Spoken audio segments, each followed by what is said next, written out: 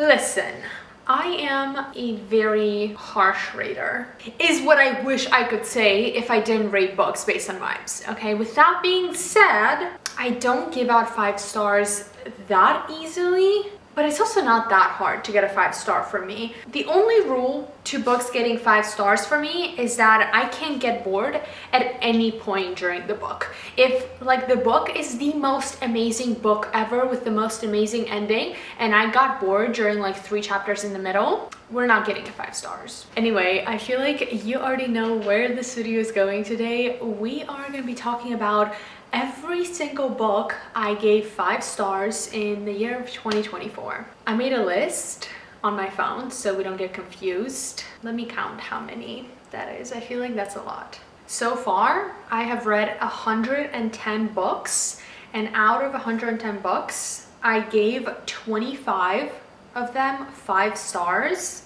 and 10 6 stars. Maybe I'm not that harsh of a rater. That's 35 books that are technically 5 stars, but then like some of them are obviously 6 stars, but they're still rated as 5 stars in Goodreads, okay? So that's, if we do the math, we won't do the math. I think that's like 1/5, right? I don't fucking know, okay? Let's get into today's video so I could tell you what books must be on your TBR if you haven't read them already. And if you have read them and you don't think they're 5 stars, that's okay. Book opinions are subjective. If I like a book that you don't like, or you don't like a book that I like, that's okay. We could still be friends, I fucking guess. Okay, starting off, the first 5-star book that we had of the year was The Ballad of Never After, which is A Curse for True Love trilogy. It's the second book in the series, and I know for a lot of people this entire series is like a hit or miss. It is YA, which is why some people don't like it, and honestly, I shouldn't even like it myself because I don't typically enjoy YA like that much. But I just fucking fell in love with the entire series. The first one was 4.5 stars, so we were like almost at the 5-star mark.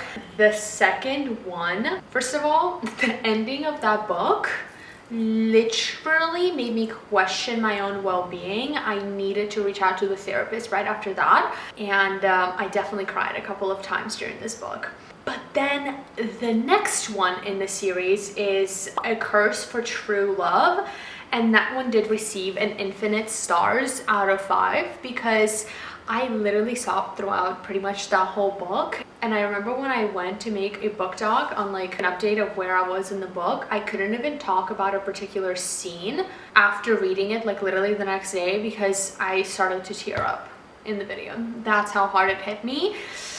And just wow. If you haven't read the whole series, go read it. You don't have to read Caraval before. Some people say you do. I say you fucking don't if you don't want to. If you do, go ahead and read it. But Caraval is not as good as Once Upon a Broken Heart. But I also hope that there's going to be like another book in the trilogy. Like, I'm not sure if the series is done or not, but I was left with a lot of questions that I didn't get answered. Like, why the fuck was Jax eating apples all the time? Like, nobody ever told us. Like, he kept mentioning that he eats them for a reason, and I needed to know why the fuck he was eating apples. Next we have The Serpent and the Wings of Night, which is Crowns of Nioxia series. I don't fucking know how to say it, but it's this book right here. It's a duology with like a novel in between, and think of this book as ACOTAR meets Vampire Diaries meets Hunger Games with spice, with banter. They're kind of like enemies to lovers as well. It's honestly literally everything you ever want in one fucking book. Technically 2, but that's not the point. They're pretty thick books, and I literally devoured both of them within like a couple of days, unfortunately. Yeah. Anyway, moving on to Boys of Tommen series. Boys of fucking Tommen. I read the first 2 books that are in the series last year, which is why they're obviously not in this video. But at the beginning of the year, I read Redeeming 6 and Saving 6, and like literally giving a rating to any of the Boys of Tommen series except Tempting 7, like fuck that one, honestly should be illegal. Like, there's no amount of numbers and stars I can give this book to explain to you what it did to me. If you have not read Boys of Tommen series, read it, okay? I know when you pick up this book, you're like, Yana, this is a romance. Why is it so thick? To that, I'm gonna tell you it's not thick enough, okay? Every single person that I have ever seen that read Boys of Tommen series has been obsessed with the series, and not only that, every single person was like, that's not even enough. Like, the 800 pages each book is not enough. Trust me on that. If there's one thing you're gonna trust me on, trust me on that. Thank you. But also, is that book gonna destroy the living fuck out of you?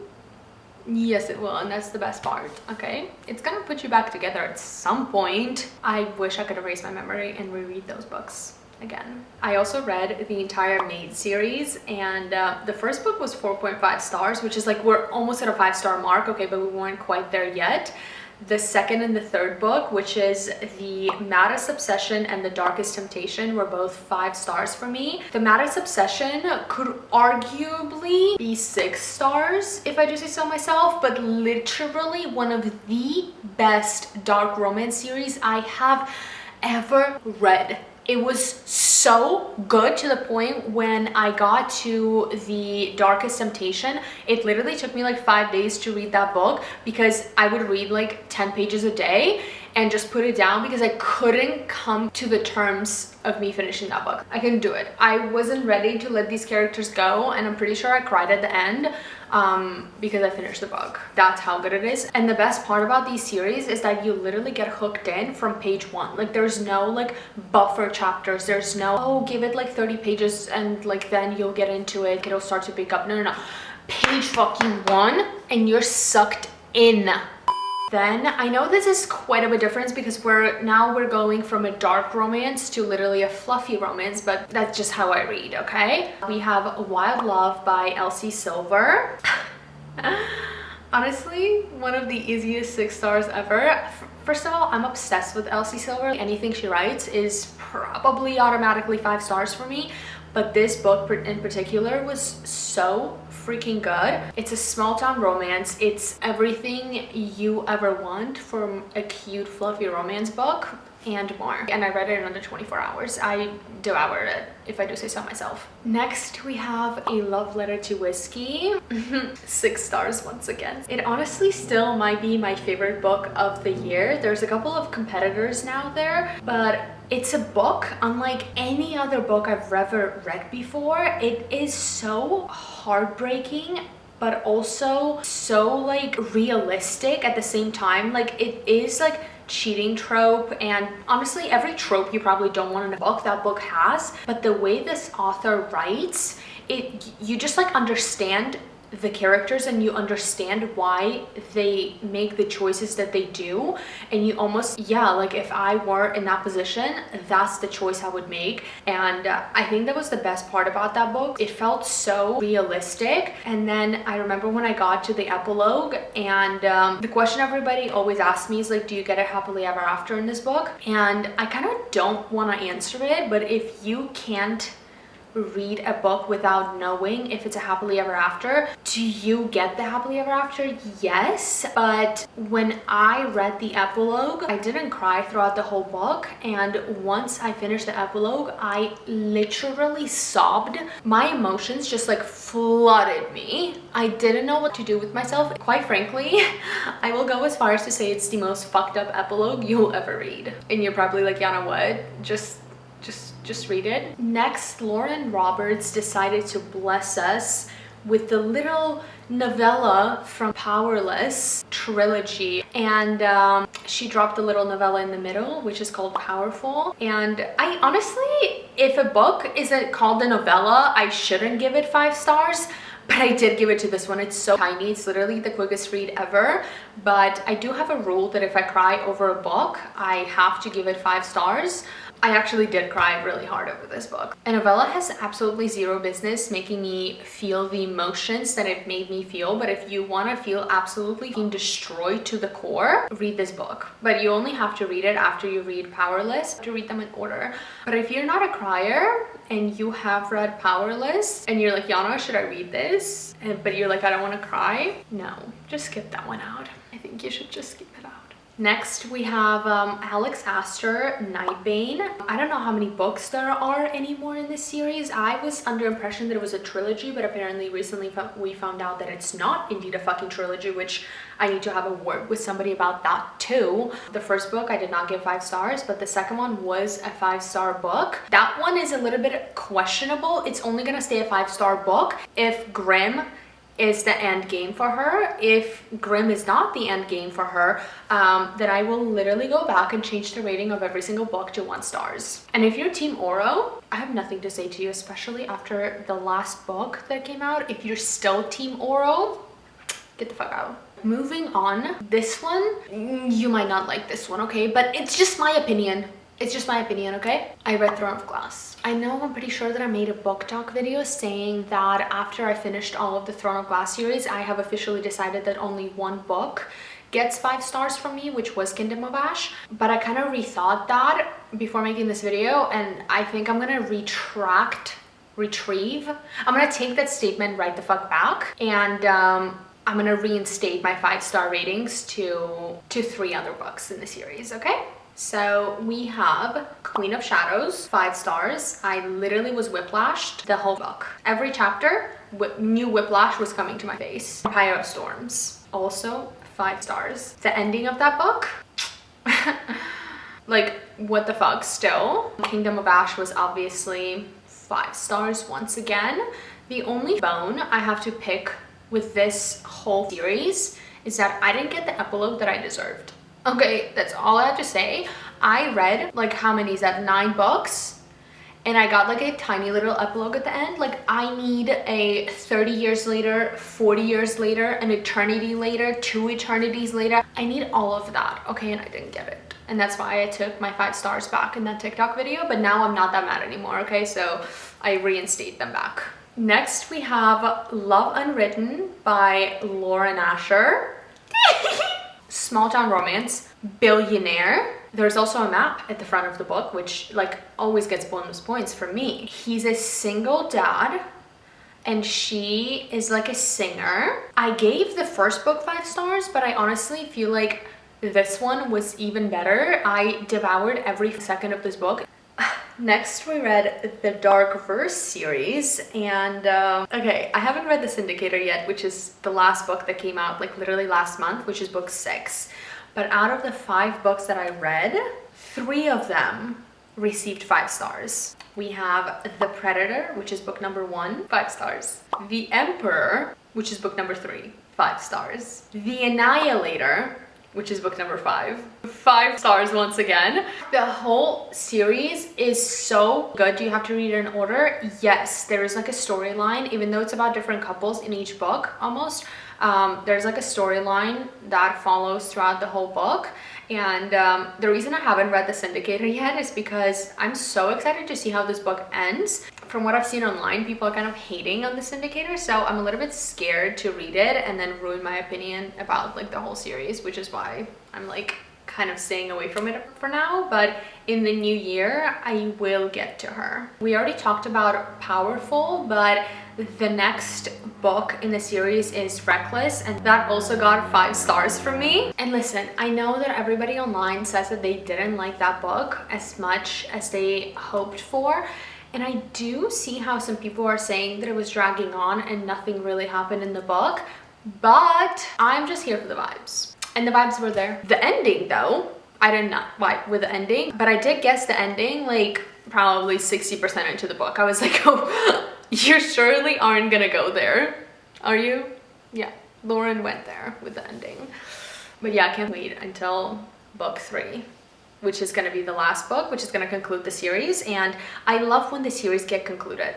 That's what I love. Next, we have the Gold Rush Ranch series. There was only one that got 5 stars from me, and it was The Front Runner. It was my favorite one of the series. The other ones got 4 stars, which is like still really good, but the last one really did it for me. Next, we have Play Along by Liz Tomford, one of the best books in her Wind City series. I was literally hooked on that book from page 1. Isaiah, my man, he was incredible, but the book pretty much starts off, they get like drunk married in Vegas. So they're now married, but Kennedy thinks of Isaiah as like the biggest fucking playboy ever. So the whole book, he's like trying to prove to her that he's changed and he's not a playboy anymore.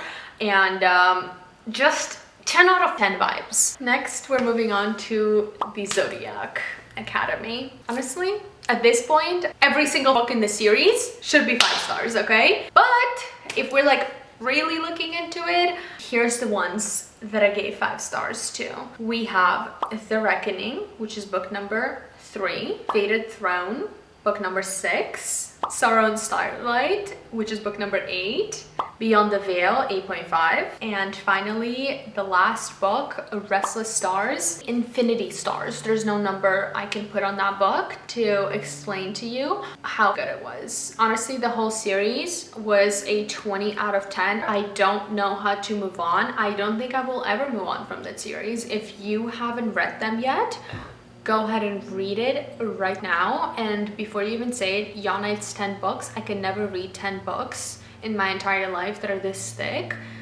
You will. You will not sleep, you will not eat, you will not breathe, because you will be reading. If you need a universe that's gonna completely and utterly consume you, you know where to find it.